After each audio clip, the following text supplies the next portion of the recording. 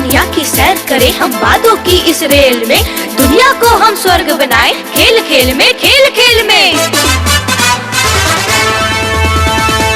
पहला वादा बूंद बूंद का तेल बचाएं, तेल बचाएं। जल है जीवन, आओ सबको ये समझाएं, ये समझाएं। दूजा वादा पेड़ों पर हम फूल खिलाएं, शुद्ध हवा से दुनिया को महकाएं। एनर्जी देती हमको जीवन, जीवन नहीं गवाना है। खोल कर हर पिंजरे को हमें हर पक्षी को उड़ाना है। एक संकल्प, एक कसम आज हम उठाते हैं, मातृभूमि की रक्षा में संरक्षण का दीप जलाते हैं, संरक्षण का दीप जलाते हैं। आँखों में है ख्वाब अनेकों इन बच्चों की रेल में, दुनिया को हम स्वर्ग बनाएं खेल खेल में, खेल खेल में। बदलो दुनिया। नमस्कार, मैं हूं विशाल और मैं हूं अनु, और हम फिर हाजिर हैं कंजर्वेशन की बात कहने एंटरटेनमेंट के साथ अपने उस प्रोग्राम में जिसका नाम है खेल खेल में बदलो दुनिया। खेल खेल में बदलो दुनिया। विशाल, हम में से शायद बहुत ही कम लोगों ने इस बात पर ध्यान दिया होगा कि उनकी छोटी छोटी गैर जिम्मेदाराना हरकतें हमारे पर्यावरण के लिए कितनी खतरनाक हैं। कैसे? देखो ना, अक्सर ये होता है कि जब भी किसी का फोन कॉल आता है या हमें कुछ भी लिखना होता है तो हमारी नजर सीधा जाती है कॉपी या रजिस्टर पर। फटाक से लिया, पेपर फाड़ा, 2 लाइनें लिखी और बाकी वेस्ट। एग्जैक्टली। अब देखिए ना, कभी किसी को पत्र लिखना हो या लेटर लिखना हो, वैसे आजकल ये बहुत कम हो गया, मगर अगर ऐसी प्रैक्टिस होती भी है या जब भी कागज का इस्तेमाल करते हैं तो साहब बस एक सफे पे लिख के छोड़ देते हैं, कागज का पिछला साइड कोई यूज ही नहीं करता। एग्जैक्टली, पिछली साइड। भाई एक आसान सा तरीका आप ये कर सकते हैं कि यूज पेपर को ले, उसकी पिछली साइड जो खाली है उसे यूज करें और उसके बाद फेंक दें। यही बात हम कहना चाहेंगे अपने पहले सेगमेंट में, जिसका नाम है छोटी सी बात।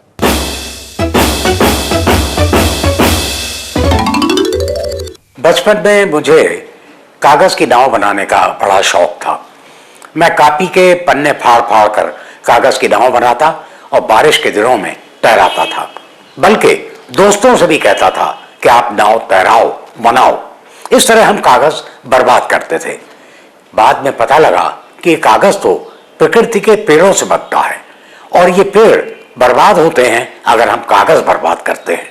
तब मुझे अपनी गलती का पता चला और उस दिन से मैंने आज तक कागज बर्बाद नहीं किया, क्योंकि इससे हमारी प्रकृति को, हमारी कुदरत को, हमारे वृक्षों को, हमारे पेड़ों को और हमारी अपनी पूरी कायनात को नुकसान होता है। भाई वाह, अगर बड़ा परिवर्तन लाना हो तो इन छोटी छोटी बातों वाले छोटे छोटे कदमों से ही वो क्रांति शुरू की जा सकती है। बहरहाल चलिए शुरू करते हैं हमारा कार्यक्रम। आपको परिचित कराते हैं हमारी आज की टीम से। सबसे पहले टीम शक्ति, जो आई है मिलिट्री स्कूल चैल, हिमाचल प्रदेश से। हमारी आज की दूसरी टीम है टीम रक्षक, जो आई है डीएवी पब्लिक स्कूल, मौसम विहार, दिल्ली से। साथ ही हमारे स्कोरर बूंद का भी स्वागत है। Welcome welcome. और इसके साथ ही साथ स्वागत है स्टूडियो में हमारे साथ मौजूद हमारी बहुत ही बढ़िया ऑडियंस का। तो शुरू करते हैं हमारा पहला राउंड, जिसका नाम है कुछ कर दिखाना है।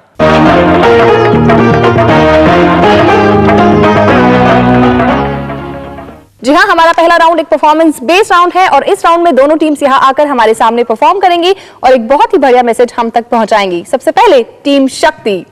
ओए, आज मेरे यार की शादी है।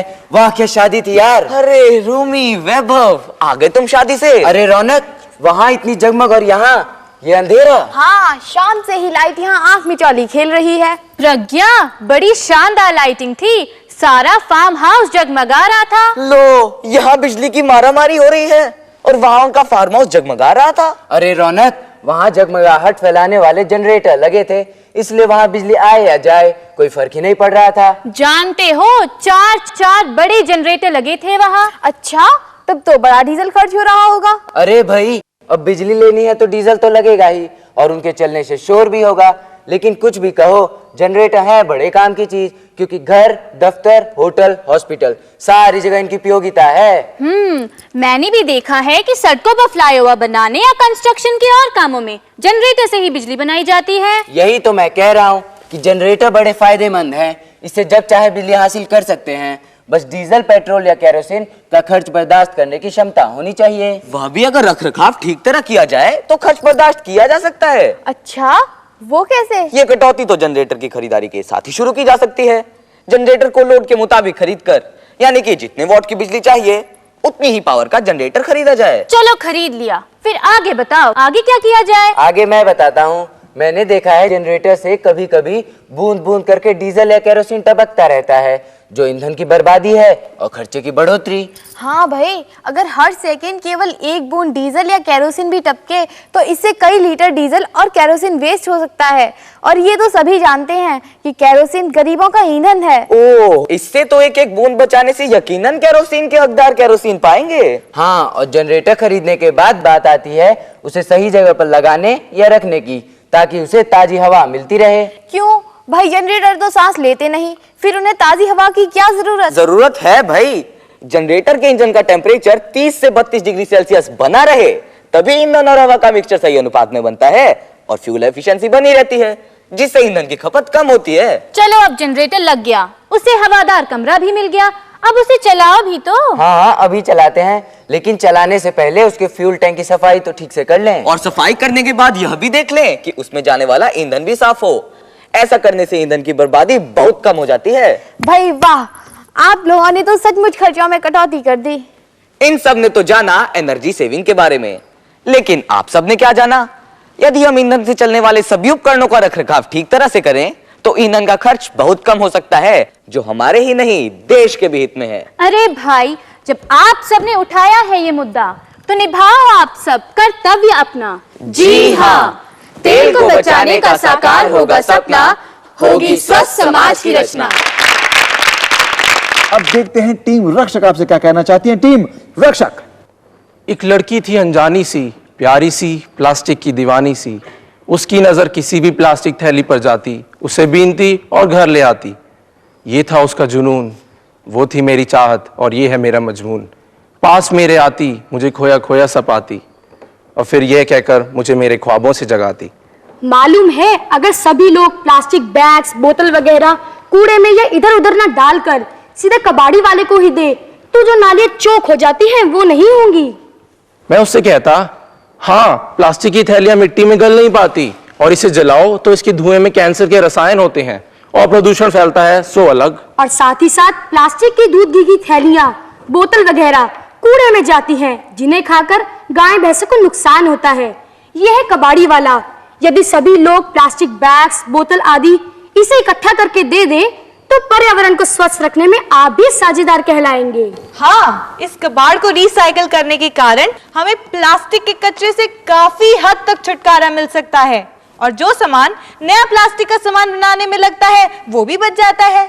और इनको बनाने में पेट्रोकेमिकल और ऊर्जा दोनों ही बचती हैं और यह कितनी कीमती है ये तो आप सब जानते ही हैं। मैं फिदा था उसकी इस अदा पर, ऊर्जा के साथ उसकी इस वफा पर। पर्यावरण रहे स्वस्थ वो कितना सोचती थी, इसी कारण तो हम दोनों में दोस्ती थी। साहब कोई प्लास्टिक की थैली, दूध घी की थैली, बोतल वगैरह है तो दे दो। मैंने कबाड़ी वाले से पूछा, भाई एक बात बताओ, इनका रिसाइकलिंग के अलावा और कुछ भी होता है? जी हाँ, आजकल तो प्लास्टिक का इस्तेमाल सड़कें बनाने में किया जा रहा है। डामर में इसका चूरा डाला जाता है। बैंगलोर में तो ये प्रयोग सफल भी रहा है। इससे जो गर्मियों में सड़कें चिपचिपी हो जाती थी ना और वाहनों को चलाने में परेशानी होती थी, वो अब नहीं होती है। हाँ, सड़कें चिपचिपी हो जाने के कारण वाहनों में ऊर्जा की खपत बहुत ज्यादा होती थी और गाड़ी पेट्रोल डीजल पीती थी। उस लड़की का सपना पूरा होना था, इसलिए ऐसा तो होना ही था। वो एक दिन मेरे पास आई, एक सुंदर से युवक को अपने संग लाई और मेरे हाथ में अपनी शादी का कार्ड थमाकर बोली, ये है मेरे होने वाले पति, इन्होंने पर्यावरण के लिए बहुत कुछ किया है, यही मेरे प्रेरणा स्रोत है। आपसे मिलकर बहुत खुशी हुई। आपने प्रिया का प्लास्टिक मैनेजमेंट में काफी साथ दिया है। अब आप ये बात भी इन लोगों तक पहुंचाइए कि जितना भी हो सके प्लास्टिक के सामान का कम से कम इस्तेमाल करें। और साथ ही साथ रंग बिरंगे पॉलिथीनों में खाने का सामान बिल्कुल ना डालें, क्योंकि उनको बनाने वक्त इस्तेमाल किए गए केमिकल ठीक नहीं होते हैं।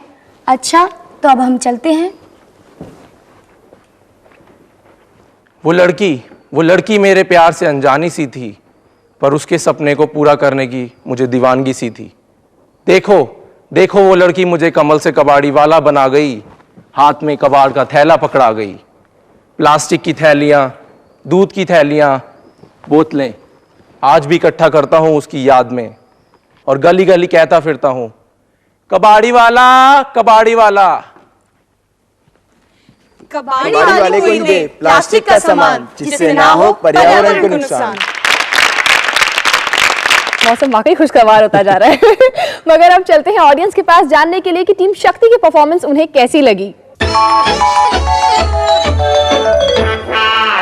ऑडियंस अब ये बताएं कि आप टीम रक्षक को कितने अंक देते हैं। तो चलते हैं बूंद के पास जानने के हमारे पहले राउंड के स्कोर्स क्या हैं। शक्ति टीम को मिलते हैं 480 पॉइंट्स और रक्षक टीम को मिलते हैं 720 पॉइंट्स। इससे पहले कि हम अपने इस खेल को और मजेदार बनाएं और आगे बढ़े, फिलहाल बढ़ते हैं एक ब्रेक की तरफ। खेल में बदलो दुनिया।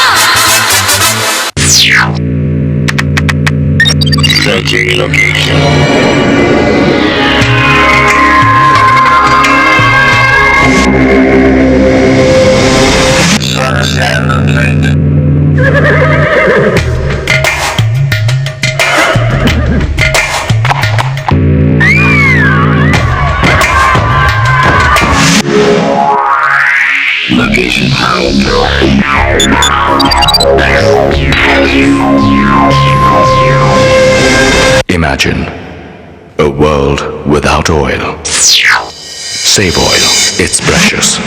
मैं इस खानदान को बर्बाद करके रख दूंगी। मैं दाल, सब्जी, मीट कभी प्रेशर कुकर में नहीं बनाती। अरे बहू, जरा सी चीज गर्म करने के लिए बड़ा बर्नर इस्तेमाल करूंगी ताकि गैस का खर्च और बढ़े। कट कट, ये बेहुदा डायलॉग किसने लिखे हैं? मैंने सर। फिजूल गैस इस्तेमाल करने से कोई भी फैमिली बर्बाद हो सकती है। खेल में बदलो दुनिया। ब्रेक के बाद आपका फिर स्वागत है। दोस्तों, ये वो राउंड है जिसमें हम छोटे छोटे परिवर्तनों के माध्यम से एक बहुत बड़े परिवर्तन की तरफ अपना पहला कदम बढ़ाने की बात करते हैं। ये एक बजर राउंड है जिसमें हम आपको क्लिपिंग दिखाते हैं और इस राउंड का नाम है दुनिया बदलने की बात।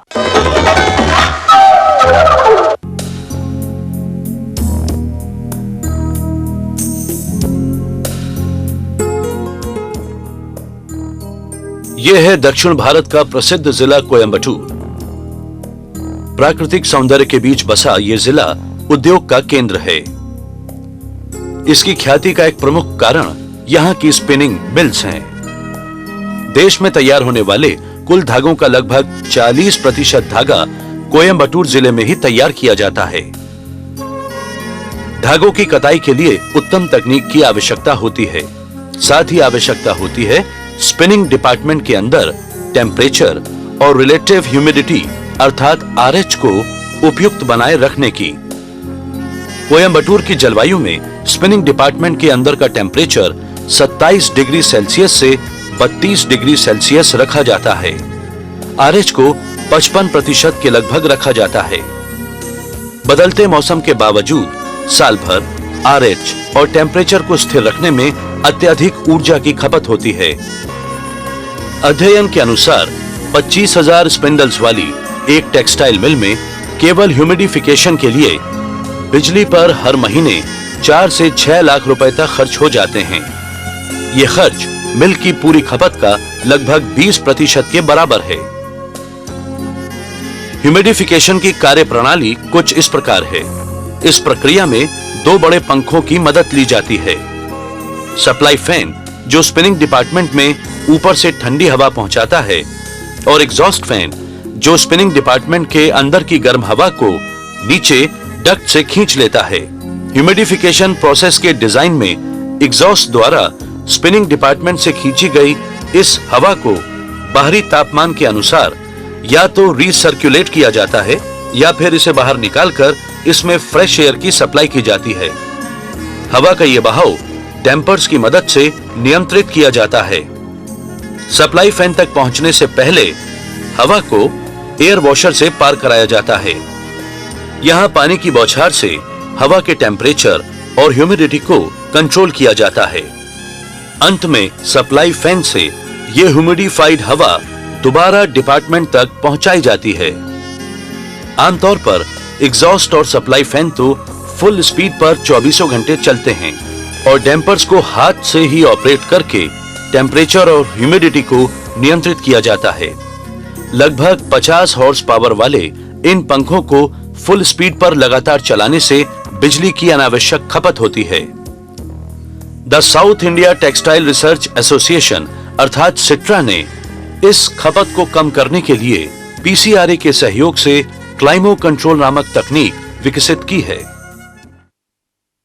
We'll be controlling the humidity inside the departments by varying the speed of the fans. Instead of the damper control, we'll be varying the speed of the fan. For example, in the winter seasons, the quantum of air required to overcome the heat load inside the departments will be lower. In that case, the temperature and humidity will be measured inside the department automatically through accurate sensors, and automatically the speed of the supply air fan and exhaust fan will be reduced. And even in the peak summer days, in the early morning hours, when the temperature outside is lower, power saving to an extent of 20 to 25% is possible.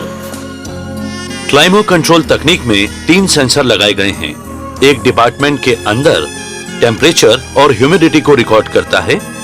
दूसरा sensor बाहर के वायुमंडल की readings लेता रहता है और तीसरा सेंसर सप्लाई फैन तक पहुंचने वाली हवा की रीडिंग लेता है। इन रीडिंग्स को एक सोफिस्टिकेटेड कंट्रोल पैनल द्वारा मॉनिटर किया जाता है। इन्हीं रीडिंग्स के आधार पर डैम्पर का खुलना या बंद होना, फैन की स्पीड और एयर वॉशर के पंप का चलना, इन सभी को ऑटोमेटिकली नियंत्रित किया जाता है। डैम्पर्स में न्यूमेटिक एक्चुएटर्स लगे होते हैं जो ऑटोमेटिकली डैम्पर्स के मूवमेंट को मैनेज करते हैं। क्लाइमो कंट्रोल में वेरिएबल स्पीड ड्राइव्स की मदद से एग्जॉस्ट और सप्लाई फैन की स्पीड भी मॉनिटर की जाती है। इन सभी व्यवस्थाओं के माध्यम से एयर फ्लो की दिशा तथा डिपार्टमेंट के अंदर आवश्यक टेम्परेचर और ह्यूमिडिटी को बारीकी से नियंत्रित किया जाता है और साथ ही साथ बिजली की खपत भी आश्चर्यजनक रूप से कम हो जाती है। We will be able to save energy from 25% to 60% in the existing condition. The investment cost for this development depends on the plant capacity and it varies from rupees 3 lakh to 5 lakh rupees. The payback period out of the energy saved by means of this control mechanism will be roughly 1 to 1.5 years. निश्चित ही क्लाइमो control तकनीक के उपयोग से धागों की गुणवत्ता बेहतर होगी और साथ ही साथ स्पिनिंग इंडस्ट्री को एनर्जी एफिशिएंट इंडस्ट्री बनाया जा सकेगा।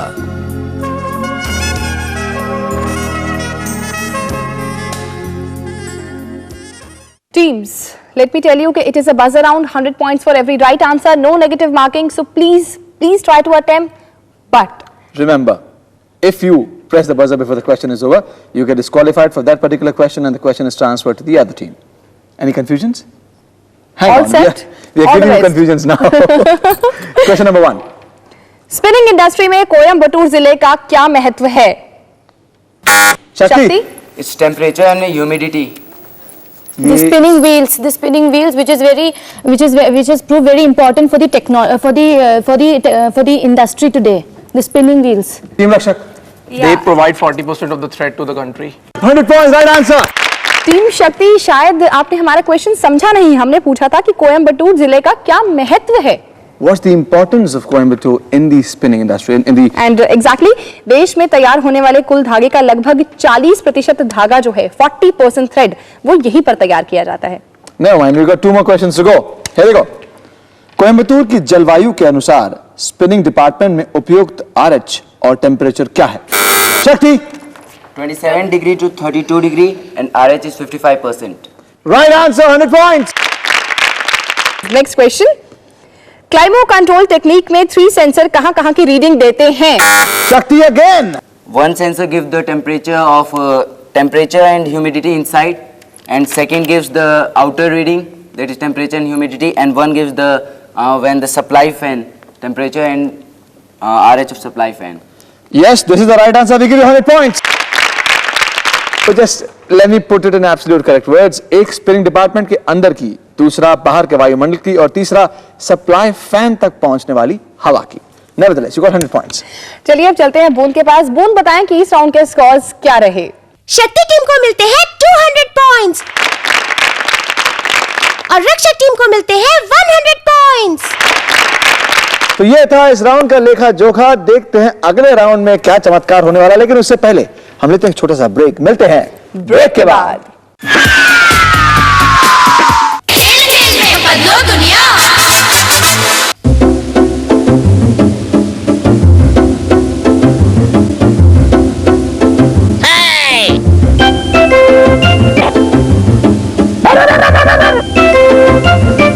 धन्यवाद बचाओ जी।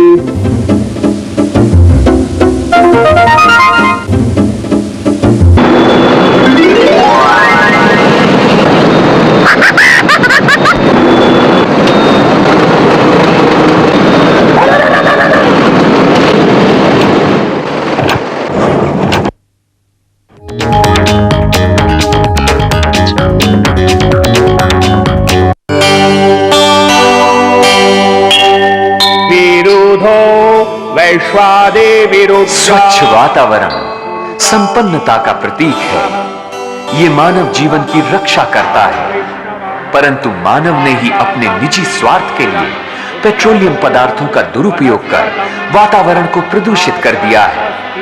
पर्यावरण का संरक्षण करें, इसे प्रदूषित न करें। तेल बचाएं और इसका सदुपयोग करें। पीसीआरए को सहयोग दें तेल संरक्षण और राष्ट्र के विकास में।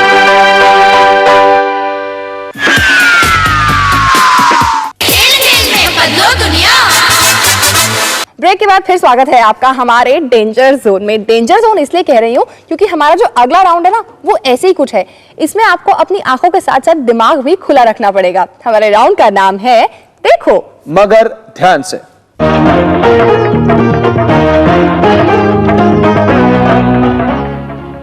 टीम्स, फोटोग्राफ देखते ही अगर आपने उसे पहचान लिया, यानी बिना किसी क्लू के पहचान लिया, तो +200 और गलत जवाब दिया तो -100।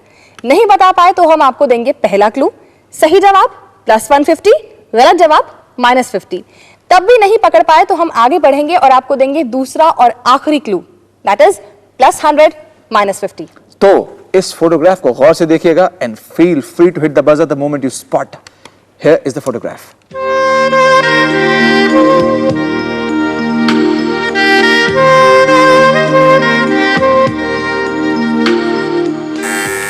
रक्षक सचिन तेंदुलकर। 200 पॉइंट। अब हम सचिन तेंदुलकर पर बेस्ड आपसे 3 क्वेश्चंस पूछेंगे। टीम शक्ति, टीम रक्षक, दोनों के लिए क्वेश्चंस ओपन होंगे, but it is a buzzer round. सवाल खत्म होने से पहले बजर दबाया तो रूल स्टिल देयर। सवाल दूसरी टीम को ट्रांसफर हो जाएगा, आप डिस्क्वालीफाई हो जाएंगे। सवाल को गौर से सुने। आपका पहला सवाल, किस उम्र में और किस देश के विरुद्ध सचिन ने अपना अंतरराष्ट्रीय कैरियर आरंभ किया? शक्ति। At the age of 16 years and against West Indies. Against West Indies. Is that your answer? Team Rakshak. Pakistan in age of 16. In age of 16. Well, Team Shakti, Team Rakshak, you tie on this question. 50 points, both of you. 16 वर्ष की उम्र में, that's right, at the age of 16 in 1989 versus Pakistan. Alright, आपका सवाल number 2। किस भारतीय cricket खिलाड़ी को सबसे पहले लिटिल मास्टर का नाम दिया गया? टीम रक्षक Sunil Gavaskar. You hit the buzzer first and you get 100 points. Question number 3। 99 run पूरा कर लेने के बाद सचिन टेस्ट मैच में अपना 35वां सेंचुरी लगाने के लिए तैयार खड़े थे। उस वक्त बॉलर ने उन्हें किस तरह से सरप्राइज दिया? टीम शक्ति? With a bouncer. With a bouncer. Oh. A good attempt, but well, still you're way off from the stumps. Team Rakshak. Yorker. Oh, fantastic. Was that a surprise? Team Rakshak, Team Shakti. Sri Lanka के तिलहारा Fernando ने गेंद फेंकने के लिए हाथ घुमाया, मगर गेंद नहीं फेंकी। सचिन घबराया नहीं, बल्कि मुस्कुराया और अपना शतक पूरा किया। ओके, सो यहां पर हमारा ये राउंड समाप्त होता है। बूंद बताएं कि इस इंटरेस्टिंग राउंड के स्कोर्स क्या हैं? शक्ति टीम को मिलते हैं 50 पॉइंट्स और रक्षक टीम को मिलते हैं 350 पॉइंट्स। और अब बारी हमारे दर्शकों की। नोट कीजिए, आपके लिए हमारा आज का सवाल है, पहला गर्भ धारण करने के समय महिला की न्यूनतम आयु कितनी होनी चाहिए? 15 वर्ष, 19 वर्ष, 21 वर्ष या फिर 25 वर्ष? आपके जवाब हमें 1 सप्ताह के भीतर मिल जाने चाहिए। हमारा पता है PCRA 10 भीकाजी कामा प्लेस, नई दिल्ली 110066। आप हमें 9811771717 पर SMS भी कर सकते हैं। हमारे एपिसोड नंबर 129 के सवाल का सही जवाब है 2 साल और अधिक। और सही जवाब भेजकर ministry of women and child development की ओर से इनाम पाने वाले भाग्यशाली विजेता हैं